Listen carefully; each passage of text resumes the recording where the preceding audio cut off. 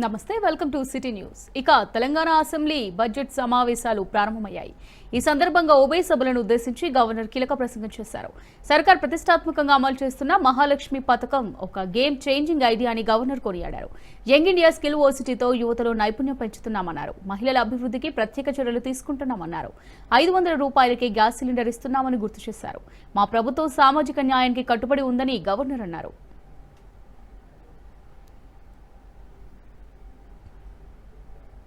Women are not just beneficiaries of development, they are the drivers of progress.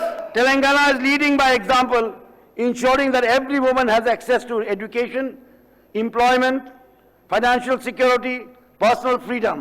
I commend wholeheartedly the efforts of my government on women empowerment. Youth empowerment, my government is dedicated to empowering the youth through the establishment of Young India Skill University. By fostering innovation and providing top-tier training via advanced technology, ATCS, we are equipping young talent with globally competitive skills. This initiative highlights our commitment to building a skilled workforce that will drive the state's progress and prosperity. Women are Telangana assembly budget సమావేశాల్లోని governor ప్రసంగంపై BRS working president కీలక వ్యాఖ్యలు చేశారు. Governor budget ప్రసంగంలో అన్ని అబద్దాలు అర్ధసత్యాలే ఉన్నాయని మండిపడ్డారు. గవర్నర్ ప్రసంగం గాంధీభవన్ కార్యకర్త ప్రసంగంలో ఉందని ఎద్దేవా చేశారు. రాష్ట్ర వ్యాప్తంగా 30% మించి ఎక్కడ రైతు రుణమాఫీ చేయలేదన్నారు. రుణమాఫీ అయిపోయిందని గవర్నర్ నోటితో అబద్దాలు చెప్పించారని నిప్పులు చెరిగారు. గవర్నర్ గారి ప్రసంగం లాగా లేదు. ఒక మాటలో చెప్పాలంటే గాంధీభవన్ లో కాంగ్రెస్ కార్యకర్తల ప్రెస్ మీట్ లాగా ఉంది తప్ప గవర్నర్ గారి ప్రసంగం లాగా మాత్రం లేదు. పాపం పెద్ద ఆయన గవర్నర్ గారి నోటెంబడి కూడా చాలా అబద్ధాలు, ఒకటి కాదు రెండు కాదు, ఎన్నో అబద్ధాలు, ఎన్నో అర్ధసత్యాలు, ఎన్నో అసత్యాలు కూడా పాపం వారి నోటెంబడి కూడా పలకాల్సి రావడం మేము కూడా బాధపడతా ఉన్నాం. కాంగ్రెస్ సర్కార్ యొక్క ఘోర వైఫల్యం వల్ల ఈరోజు రాష్ట్రంలో రైతాంగం ఆందోళనలో ఉంది. ఎక్కడికక్కడ పంటలు ఎండిపోతున్నాయి. రైతులు ఇప్పటికే 480 పైచిలకు మంది రైతులు ఆత్మహత్య చేసుకున్నారు. వాళ్లకు కనీసం ఒక్క మాట, వాళ్లకు సాంత్వన చేకూర్చే మాట, వాళ్లకు ఉపశమనాన్ని ఇచ్చే మాట, వాళ్లకు భరోసానిచ్చే ఒక్క మాటనన్నా గవర్నర్ నోటెంబడి వస్తుందేమో. పంటలు ఎండిపోకుండా కాపాడుతాం, నీళ్ళు ఇస్తాం, బుద్ధి తెచ్చుకున్నాం, ఇకనైనా బుద్ధితో మెదులుతామని చెప్పి ఒక్క మాటన్నా చెప్తారేమో అనుకున్నాం. ఒక్క మాట కూడా వారి నోటెంబడ రాలేదు. అసలు ఈ రోజు వరకు రాష్ట్రంలోని ఏ గ్రామంలో కూడా 25 నుంచి 30% మించి రుణమాఫీ జరగలేదు. ఇది నిర్వివాదం. ఇది మేము శాసనసభలో పోయిన సమావేశాల్లోనే అడిగినాం. ముఖ్యమంత్రి గారు సొంత ఊరికి పోదామా, సొంత నియోజకవర్గానికి పోదామా, ప్లేసు డేటు టైము మీ ఇష్టం, ఊరు కూడా మీ ఇష్టం. ఒక్క ఊళ్ళే 100% రుణమాఫీ అయితే మేమందరం రాజీనామా చేసిపోతామని చెప్పి కూడా చెప్పినాం. కానీ మళ్ళీ ఈరోజు గవర్నర్ గారి నోటెంబడ రుణమాఫీ అయిపోయింది, లక్షలాది మంది రైతులు సంతోషంగా ఉన్నారు అని చెప్పి అబద్ధాలు చెప్పించి గవర్నర్ గారి స్థాయిని కూడా దిగజార్చి కాంగ్రెస్ ప్రభుత్వం మళ్ళొక్కసారి తన భ్రష్టత్వాన్ని, తన నీచత్వాన్ని బయటపెట్టుకుంది. అసెంబ్లీ సమావేశాలను కనీసం 20 రోజులు నడపాలని బీఎస్సీలో డిమాండ్ చేసినట్టు హరీష్ రావు తెలిపారు. ప్రతిపక్షాలకు మైక్ ఇవ్వొద్దని సీఎం స్వయంగా స్పీకర్ను బుల్డోజ్ చేస్తున్న విషయాన్ని బీఎస్సీలో లేవనెత్తామన్నారు. సంఖ్యా బలాన్ని బట్టి బీఆర్ఎస్కు సభలో సమయం ఇవ్వాలని కోరామన్నారు. ప్రాజెక్టులు కూలిపోవడంపై అసెంబ్లీలో చర్చించాలని డిమాండ్ చేశామన్నారు. అసెంబ్లీ నియోజకవర్గాల అభివృద్ధికి స్పీకర్ చొరవ తీసుకుని నిధులు ఇప్పించాలని కోరామన్నారు. ఏపీ నీళ్లు తరలించకపోతుంటే రాష్ట్ర ప్రభుత్వం చోద్యం చూస్తుందని హరీష్ రావు విమర్శించారు.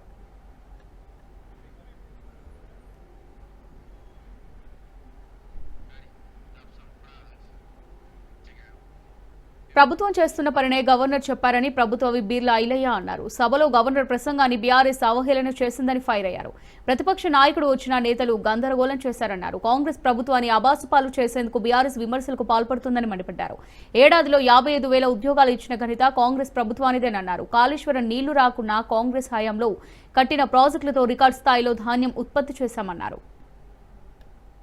ప్రసంగం రాష్ట్ర అభివృద్ధి మీద, రాష్ట్రంలో జరుగుతున్నటువంటి సంక్షేమాల మీద, ఈ సంవత్సరంలో గౌరవ ముఖ్యమంత్రి తీసుకున్న నిర్ణయాల మీద ఈ తెలంగాణ అభివృద్ధి వైపు ముందుకు తీసుకుపోతుంటే ఈ తెలంగాణలో విప్లవాత్మకమైనటువంటి మార్పులు తీసుకొచ్చి కులగణంలో పాల్గొని దుర్మార్గులు కల్వకుంట్ల కుటుంబం ఇవాళ కులగణన గురించి మాట్లాడుతుంటే నిజంగా కూడా మరి మీరు మతుండి మాట్లాడుతున్నారా?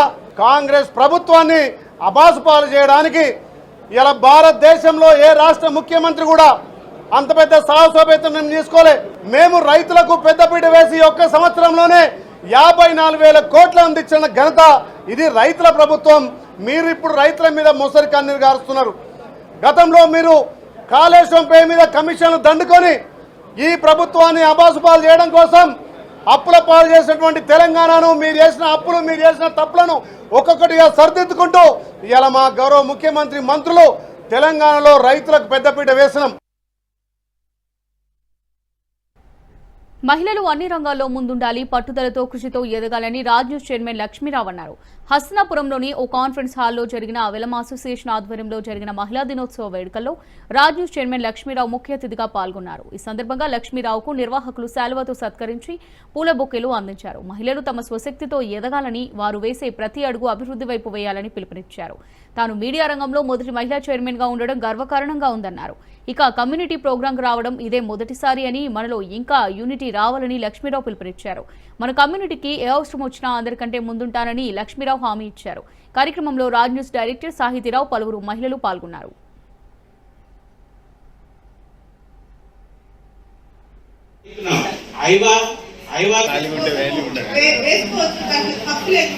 శ్రీమతి లక్ష్మి గారు, దుగ్గ్యాల లక్ష్మి గారిని ఒక 2 ఆల్రెడీ దాండియా కూడా ఉంది, ఇవన్నీ ఉన్నాయి. వెయిట్ చేయండి మేడం.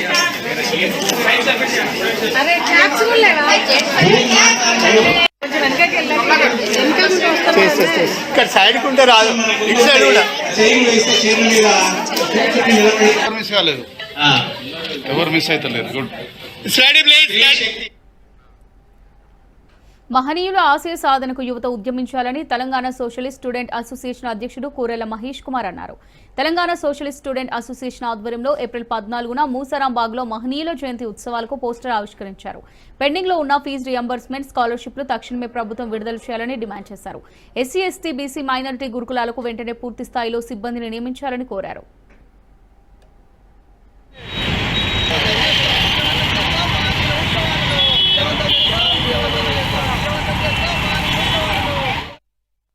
చేసిన దాఖలు లేవు. ఇప్పటి వరకు మెచ్ ఛార్జీలు పెంచి 4 నెలలు అవుతున్నా విద్యార్థులకు మెచ్ ఛార్జీలు ఇవ్వలేదు.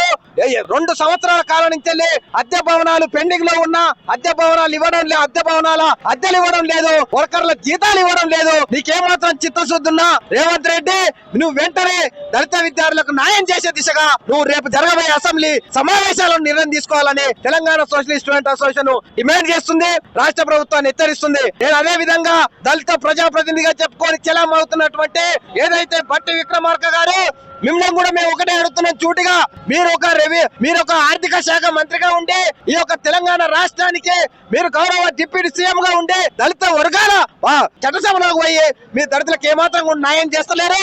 మీరు ఖచ్చితంగా మీరు ఒకసారి ఆత్మవిమర్శన చేసుకోవాలి. మీరు బీసీ వర్గాలకు ఒక బీసీ మినిస్టర్ ఉన్నాడు, అతను పొన్నం ప్రభాకర్ గారు, మీరు న్యాయం చేసిన దాఖలు లేవు. కంటోన్మెంట్ బోర్డు కార్యాలయంలో జరిగిన నామినేషన్ సభ్యురాలి ప్రమాణ స్వీకారంలో ఎంపీ ఈటెల రాజేందర్, ఎమ్మెల్యే శ్రీ గణేష్ పాల్గొన్నారు. బనుక నర్మదా మల్లికార్జున్ చేత నామినేటెడ్ సభ్యురాలిగా ప్రమాణ స్వీకారం చేయించారు. ప్రజల సమస్యల పరిష్కారం కోసం అధికారులు కేంద్ర రాష్ట్ర ప్రభుత్వాలతో కలిసి పనిచేస్తానని నర్మద తెలిపారు. ఈ సందర్భంగా నర్మదా మల్లికార్జున్ కీలక వ్యాఖ్యలు చేశారు.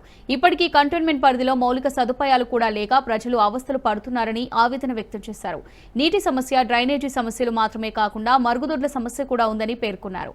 ముఖ్యంగా 108 బజార్, సాయిబాబా హౌస్ ప్రాంత ప్రజలకు ఇప్పటికీ మరుగుదొడ్లు లేవని గుర్తు చేశారు.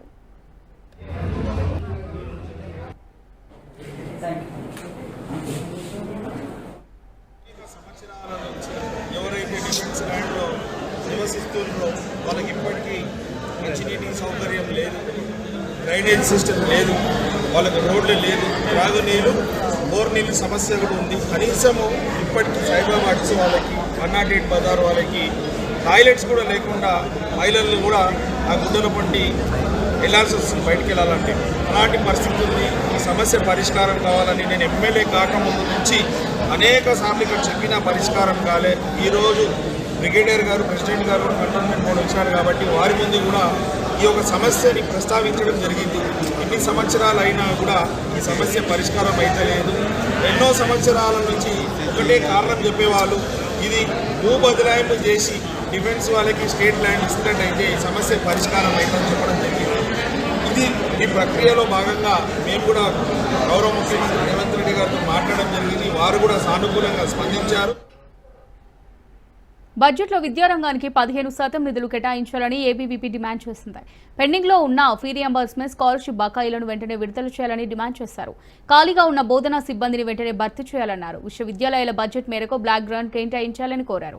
వచ్చే ఆర్థిక సంవత్సరానికి ప్రవేశపెట్టబోయే రాష్ట్ర బడ్జెట్లో విద్యారంగానికి 15% నిధులు కేటాయించాలని కోరారు. ఎన్నికల సమయంలో తెలంగాణ రాష్ట్రంలో అధికారంలోకి వస్తే విద్యార్థులకు, నిరుద్యోగులకు, కార్మికులకు, కర్షకులకు అందరికీ న్యాయం చేస్తామని చెప్పేసి అనేక హామీలతో, అనేక గ్యారంటీలతో అధికారంలోకి వచ్చినటువంటి ఈ కాంగ్రెస్ ప్రభుత్వము తీరా అధికారంలోకి వచ్చిన తర్వాత ఏరు దాటేదాకా ఓడమల్లన్న, ఏరు దాటిన తర్వాత బోడమల్లన్న చందంగా వివరిస్తున్నది కాంగ్రెస్ ప్రభుత్వము.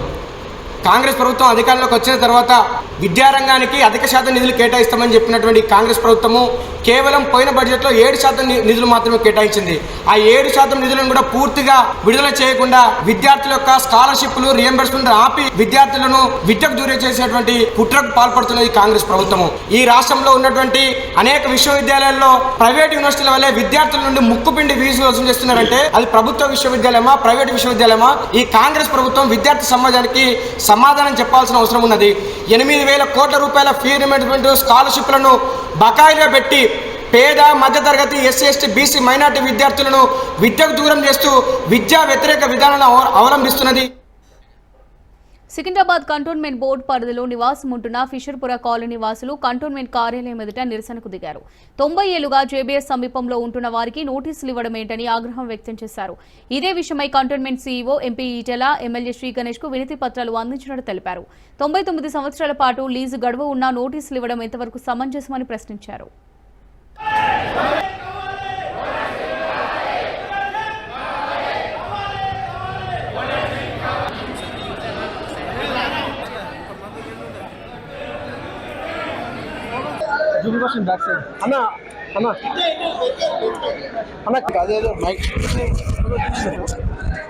అన్న కొంచెం మళ్ళీ ఇస్తాగన్న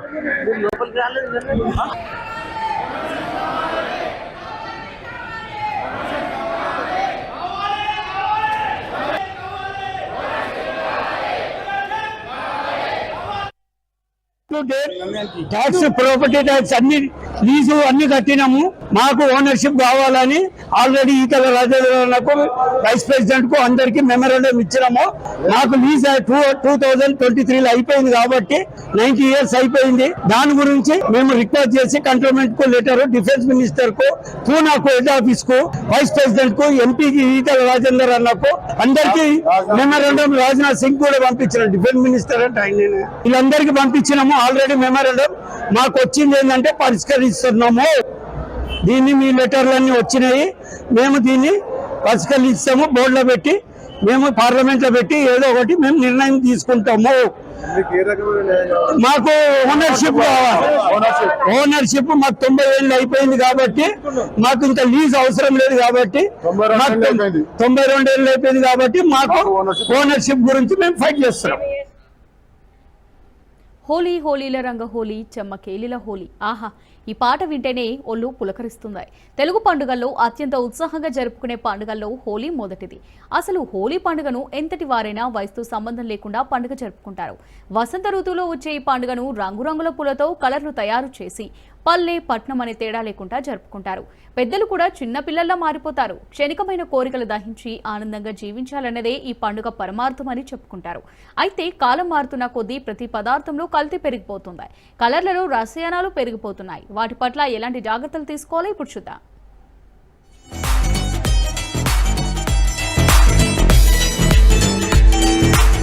ప్రతి పండుగకు ఓ ప్రత్యేకత ఉంటుంది. కొన్ని వ్యవసాయ పనులకు సంబంధించినవి అయితే మరికొన్ని బూతువుల మార్పును సూచిస్తాయి. ప్రకృతిని కొలిచే పండుగలుంటే కుటుంబ బంధాలను చాటే పండుగలు కూడా ఉంటాయి. హోళీ మాత్రం వీటన్నిటికంటే భిన్నం. ఇందులో ప్రత్యేకమైన పూజల కంటే రంగులు జల్లుకుంటూ ఆనందాన్ని పంచుకోవడం ముఖ్యంగా భావిస్తారు.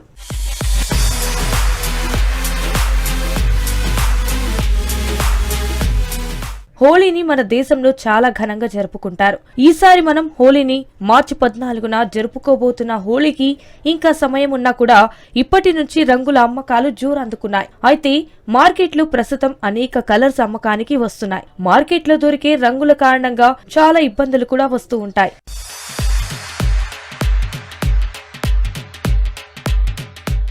పిల్లల నుంచి పెద్దల వరకు ఇష్టపడే హోలీ పండుగ త్వరలో రాబోతోంది. హోలీ అంటే నచ్చని వారు ఉంటారు. చిన్న పిల్లల నుంచి పెద్దల వరకు చాలా ఇష్టపడుతుంటారు. హోలీ రంగుల్లో తడిసి ముద్దవడానికి అందరూ ఇష్టపడతారు. కానీ ఈ రంగులు ముఖం, శరీరంపై పడితే శుభ్రం చేసుకోవడం కష్టంగానే ఉంటుంది.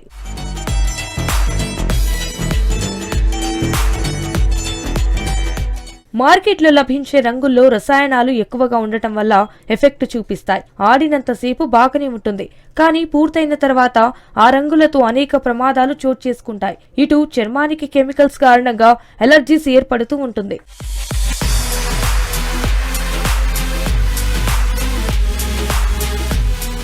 ముఖ్యంగా హోలీ ఆడడానికి ముందు శరీరానికి కొబ్బరి నూనె పెట్టుకోవాలి. జుట్టుకు కూడా ఎక్కువగా ఆయిల్ పెట్టుకోవాలి. దీనివల్ల ముఖంపై రంగులు పెట్టుకున్నా అది ఎక్కువసేపు నిలవదు. కడిగేందుకు సులువుగా ఉంటుంది.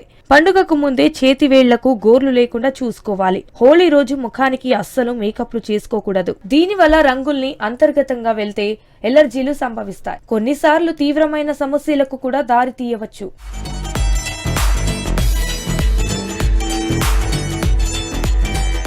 రకరకాల రంగులతో హోలీ ఆడుకుంటారు. అయితే ప్రస్తుతం మార్కెట్లో వచ్చే రంగుల్లో రసాయనాలు ఎక్కువగా కలుస్తున్నాయి. రసాయన రంగులతో చర్మం మాత్రమే కాదు, జుట్టు కూడా నిర్జీవంగా మారుతుంది. అంతేకాదు, జుట్టు కెమికల్స్ వల్ల పాడవుతుంది. జుట్టు సంరక్షణ పట్ల ఎంత జాగ్రత్తగా ఉంటే అంత మంచిది. వీటన్నిటిని దృష్టిలో పెట్టుకుని తగిన జాగ్రత్తలు తీసుకోవాలి.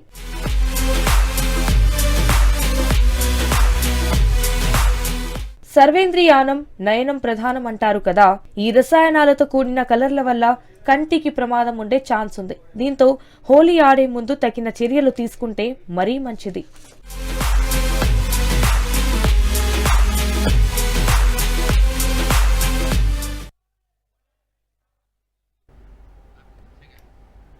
రంగారెడ్డి జిల్లా కందుకూరులో మానేదునూరు గ్రామాన్ని దాంతోపాటు ఇంకా 7 గ్రామాలను సైతం ఫ్యూచర్ సిటీలో కలిపి ఒకే 4th సిటీగా ఏర్పాటు చేయాలని, లేదంటే అఖిలపక్షం అంతా కలిసి ఉద్యమ పోరాటం చేస్తామని నేదునూరు గ్రామస్తులు ఆందోళనకు దిగారు. మొదట 4th సిటీ మ్యాప్లో ఉన్న నేదునూరు గ్రామం తర్వాత మాయమైందన్నారు. అలా ఎందుకైందని గ్రామస్తులు ప్రశ్నించారు. ఈ విషయాన్ని సీఎం రేవంత్ కు విన్నవిస్తామన్నారు. తక్షణమే ప్రభుత్వం స్పందించి వెంటనే ఫ్యూచర్ సిటీలో కలపాలని, లేదంటే పెద్ద ఎత్తున నిరసనలు చేపడతామని డిమాండ్ చేస్తున్నారు. గ్రామాలను ఫ్యూచర్ సిటీలో కలపాలి. 7 గ్రామాలను ఫ్యూచర్ సిటీలో ఇంటి కింద రావాల్సింది కోరుతా ఉన్నాను అందరినీ. వర్ధిల్లాలి అఖిలపక్షాల ఐక్యత, ఉంచాలి కందుకూరు, కలపాలి ఫ్యూచర్ సిటీలో 7 గ్రామాలను, కలపాలి ఫ్యూచర్ సిటీలో 7 గ్రామాలను, కలపాలి ఫ్యూచర్ సిటీలో 7 గ్రామాలను. ఐక్యత, వర్ధిల్లాలి నేదునూరు గ్రామస్తుల ఐక్యత.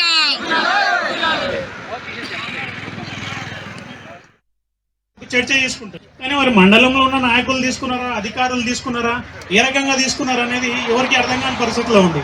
ఎందుకంటున్నానంటే ఇంతకుముందు మన గ్రామ పంచాయతీ ఉండాలని కోరుకున్నాం వాస్తవంగా. ఎందుకంటే మన కరువు పని పోవద్దు అని చెప్పని, లేకపోతే మిగతా ట్యాక్సెస్ అవన్నీ ఇంప్లిమెంటేషన్లు ఎక్కువ అదవుతుందని చెప్పని ఆలోచనలో ఉన్నాం. కానీ ఈ లోపల మున్సిపాలిటీ అని చెప్పని కొన్ని సందర్భాల్లో మున్సిపాలిటీ లెటర్లు ఇవ్వడం జరిగింది. మున్సిపాలిటీ కూడా తీసుకుంటున్నా అన్నారు. ఆ రోజు మేడం సిఆర్ బాబు గారు వచ్చినప్పుడు కూడా ఇది మున్సిపాలిటీలో కలపొద్దని చెప్పి సబితా ఇందారెడ్డి గారు కూడా ఆ రోజు సిఆర్ బాబు గారికి లెటర్ ఇవ్వడం జరిగింది. కానీ ఆ తర్వాత జరిగిన పరిణామాలు అంటే ఫ్యూచర్ సిటీ అని చెప్పి తీసుకున్నారు. పర్లేదు, ఫ్యూచర్ సిటీ అనేది తీసుకుంటున్నారు. ఫ్యూచర్ అంటే ఇప్పుడు దాకా మనల్ని చెప్తున్నారు భవిష్యత్తు, దాని పేరే ఫ్యూచర్ సిటీ తీసుకున్నారు. బాధలేదు. ఈ రోజు నిజంగా మనం ఎంత దౌర్భాగ్యం, ఎంత దుర్మార్గ పరిస్థితుల్లో మనల్ని నెట్టినారంటే, మనల్ని తీసుకెళ్ళిపోయి ఇక్కడ మనకు రోడ్డుకి వెళ్ళి ఇప్పటిదాకా కొంతమంది 300 మీటర్లు అన్నారు, కొంతమంది 3 కిలోమీటర్లు అన్నారు. అతి దగ్గరలో ఉన్న కందుకూరు మండలానికి తీసుకెళ్లి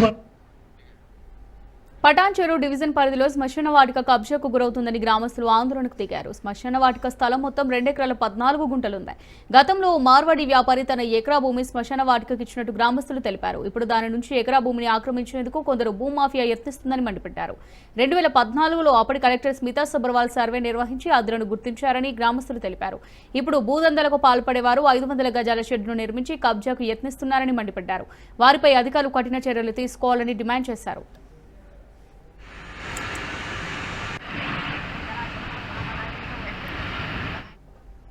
బండ్లగూడ గ్రామంకు సంబంధించిన సర్వే నంబర్ 32లో కాలనీలకు సంబంధించిన శ్మశాన వాటిక ఉంది. ఈ శ్మశాన వాటికను 2014లోనే సీతా సబర్వాల్ మేడం గారు 2 ఎకరాల 30 గుంటలు స్థలాన్ని కొలిచి మాకు ఈ రోడ్డు నుంచి ఆ రోడ్డు వరకు ఫెన్సింగ్ వేసేయడం జరిగింది. అయితే ఇప్పట్లో కొంతమంది రీసెంట్ గా ఏదైతే 2-3 నెలల క్రితము ఇక్కడ జిహెచ్ఎంసీ నిధులతోటి 1,30,00,000 రూపాయలు నిధులు మంజూరు కావడం జరిగింది. ఆ నిధులతోటి శ్మశాన వాటికకు కంపౌండ్ వాల్ కట్టిస్తున్నారు. ఆ కంపౌండ్ వాల్ ఏదైతే ఉంటుందో కాంప్లికేటెడ్ లేని ఏరియాలో కట్టమన్నాం, వాళ్ళు కడుతున్నారు. ఒక సైడ్ మాత్రము కాంప్లికేటెడ్ ఉంది. ఇది భూ కబ్జాదారులు కొంతమంది కబ్జా చేయడానికి ప్రయత్నం చేస్తున్నారు. వాళ్ళకి వీళ్ళు పరోక్షంగా సహకరించడానికి సగం వరకే కాంపౌండ్ వాల్ కట్టి సగం వరకే వదిలేయడం జరుగుతుంది. దానికి మేము గ్రామస్తులం అందరం తెలిసి ఇక్కడికి రావడం జరిగింది. ఇదేదైతే మీరు సగం వరకు కడుతున్నారో ఈ రోజు బండ్లగూడ గ్రామంకు సంబంధించిన సర్వే నంబర్ 32లో కాలనీలకు సంబంధించిన శ్మశాన వాటిక ఉంది. ఈ శ్మశాన వాటికను 2014లోనే సీతా సబర్వాల్ మేడం గారు 2 ఎకరాల 30 గుంటలు. కూకట్పల్లి బాలాజీ నగర్ లో వైఎస్ఆర్సీపీ 14వ ఆవిర్భావ దినోత్సవ వేడుకలు ఘనంగా జరిగాయి. ఈ సందర్భంగా వైఎస్ఆర్సీపీ రాష్ట్ర అధికార ప్రతినిధి శ్యామల జెండాను ఆవిష్కరించి కేక్ కట్ చేశారు. పేద ప్రజల కోసం వైఎస్ఆర్ కన్నకలలను నెరవేర్చడానికి జగనన్న ప్రయత్నం చేస్తున్నారన్నారు. వైసీపీ నేతలను కూటమి ప్రభుత్వం ఎలాంటి ఇబ్బందులు పెట్టినా భయపడబోమన్నారు. సీఎం హోదాలో ఉండి వైసీపీ మద్దతుదారులను బెదిరించడం దారుణమన్నారు.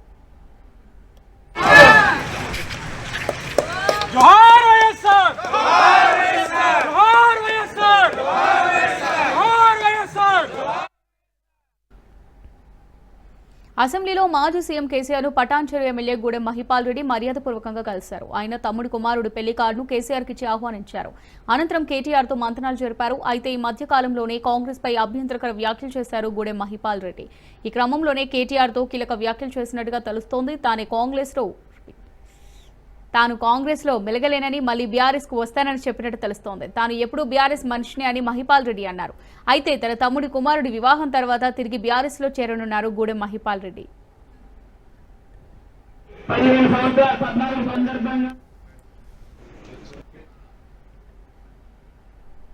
ఉస్మానియా యూనివర్సిటీలో promoting women's rights, gender equality and fostering empowerment అనే అంశంపై ఒకరోజు జాతీయ సదస్సును నిర్వహించారు. ఈ సదస్సుకు మంత్రి సీతక్క ముఖ్య అతిథిగా హాజరయ్యారు. నేటి సమాజంలో మహిళలు ఆత్మవిశ్వాసంతో ఆర్థికంగా ఎదగాలని సీతక్క అన్నారు. మహిళలు రాజకీయాల్లోకి రావాలని మంత్రి పిలుపునిచ్చారు. యువత రాజకీయాల్లోకి వస్తే ప్రజలకు మంచి చేసే పాలసీలు తీసుకొస్తారని తెలిపారు. మహిళా దినోత్సవ వేడుకలను జరుపుకోవడం సంతోషంగా ఉందన్నారు.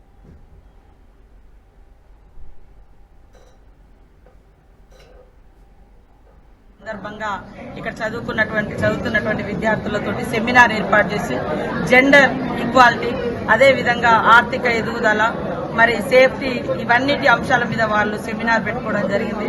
వాళ్ళందరూ కూడా ఆత్మవిశ్వాసంతో ఎదగాలి, ఆర్థికంగా ఎదగాలి. రాజకీయ రంగంలో కూడా ఇలా మంచిగా చదువుకున్నటువంటి రీసెర్చ్ స్కాలర్స్ కానీ చదువుకున్నటువంటి యువత కానీ వస్తే పబ్లిక్ మంచి పాలసీస్ కూడా తయారు చేయగలుగుతాం. కాబట్టి వారిని కూడా అభినందిస్తూ మరి ఈ రకంగా మనం సెలబ్రేషన్ చేసుకోవడం చాలా సంతోషం.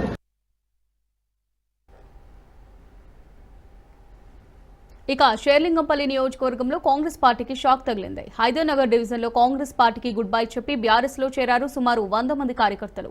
ఎమ్మెల్యే మాధవరం కృష్ణరావు ఆధ్వర్యంలో చేరికలు జరిగాయి.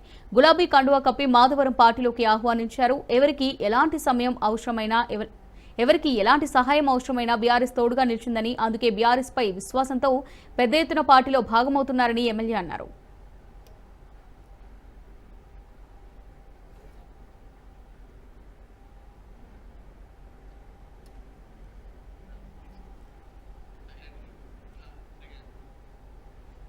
ఇక TPCC chief Mahesh Kumar Goud BRS పై మండిపడ్డారు. గవర్నర్ ప్రసంగంపై కేటీఆర్ చిన్న పిల్లాడిలా కామెంట్ చేశాడన్నారు.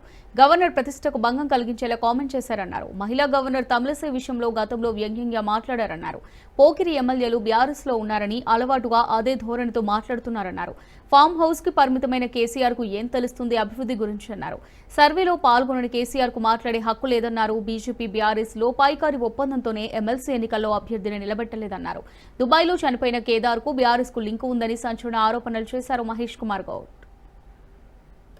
ఎన్నికలకు ముందు మేనిఫెస్టోలో పెట్టినటువంటి అంశాలని మీ తండ్రి కొడుకులు ఈ రాష్ట్రాన్ని దివాలా తీసి 7.5 లక్షల కోట్ల అప్పులో కూర్చోబెట్టి పోయినా కూడా ఒక్కటొక్కటి గాడిలో పెడుతూ ఎన్నికలకు ముందు మేము వరంగల్ డిక్లరేషన్ గానీ కామారెడ్డి డిక్లరేషన్ గానీ ఇచ్చిన అంశాలని ఒక్కటొకటిగా పూర్తిస్తూ ముందుకు పోతున్నటువంటి సందర్భాన్నే వీళ్ళ గవర్నర్ గారు ప్రసంగంలో మాట్లాడడం జరిగింది. మీకు తెలియదా గవర్నర్ ప్రసంగం కేబినెట్ ఆమోదం పొందిన తర్వాత వారు మాట్లాడతారనే మాట తెలియకుండా మీరు అవివేకంగా మాట్లాడుతా ఉన్నారా? గవర్నర్ మాట్లాడిన అంశాలన్నీ కూడా ఇవాళ ఈ రాష్ట్రంలో కాంగ్రెస్ పార్టీ, కాంగ్రెస్ ముఖ్యమంత్రి, కాంగ్రెస్ మంత్రివర్గం చేస్తున్నటువంటి పలు ప్రజా సంక్షేమ అభివృద్ధి కార్యక్రమాల మీద గవర్నర్ గారు మాట్లాడడం జరిగింది. మీరు 10 ఏళ్ళు ఏమి చేయలేకపోయినారు, మేము సంవత్సర కాలంలో చేస్తా ఉంటే ఓర్చుకోలేనటువంటి పరిస్థితి మీది. ఇలా ఉద్యోగాలు మీరు 10 ఏళ్లలో 50,000 ఉద్యోగాలు ఇవ్వలేకపోయినారు, మేము 9 మాసాల్లో 56,000 ఉద్యోగాలు ఇచ్చిన మాట ఇలా గవర్నర్ గారు ప్రసంగంలో చెప్పడం జరిగింది. మీరు 10 ఏళ్లలో రుణమాఫీ 26-27 వేల కోట్లు ఇస్తే మేము 11 మాసాల్లో 22,000 కోట్ల రూపాయలు రుణమాఫీ చేయడం జరిగింది. ఆ వాస్తవాల్ని గవర్నర్ గారు చెప్పడం జరిగింది. మీరు వాస్తవాలు మీకు పట్టవు. గవర్నర్ మాట్లాడేటప్పుడు ఏ రకంగా